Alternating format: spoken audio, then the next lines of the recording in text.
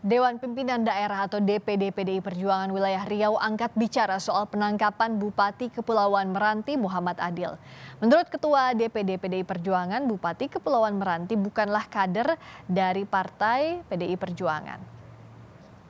Muhammad Adil bukan kader PDI Perjuangan karena sampai hari ini belum pernah mengikuti sekolah kaderisasi PDI Perjuangan. Karena sesuai anggaran dasar anggaran rumah tangga harus mengikuti sekolah kader baru dianggap jadi kader PDI Perjuangan. Yang kedua, saya tegaskan lagi bahwa indikasi bahwa beliau bukan kader di usia HUT ke-50 PDI Perjuangan yang dilaksanakan di bulan Januari kemarin, ada 4 kepala daerah di Riau yang diundang PDI Perjuangan. 4 itu yang pertama adalah Bupati Pelalawan, yang kedua Bupati Bengkalis, yang ketiga Wakil Bupati Rokan Hulu, yang keempat adalah Wakil Bupati Meranti. Justru Wakil Bupati Merantinya yang kita undang.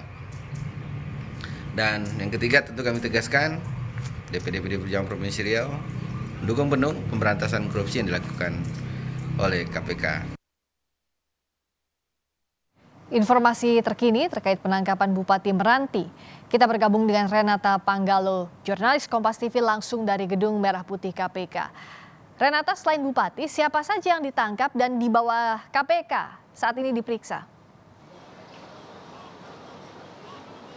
Ya, selamat petang Friska dan juga saudara. Memang kalau tadi kita pantau sekitar pukul 4, Bupati Meranti yang terjaring OTT KPK ini datang dengan beberapa pejabat. Nah, terkait dengan siapa-siapa saja yang juga ikut dibawa ke Gedung Merah Putih ini masih kita tunggu konfirmasinya, karena biasanya pihak KPK ini akan mengadakan konferensi pers untuk merilis informasi-informasi resmi.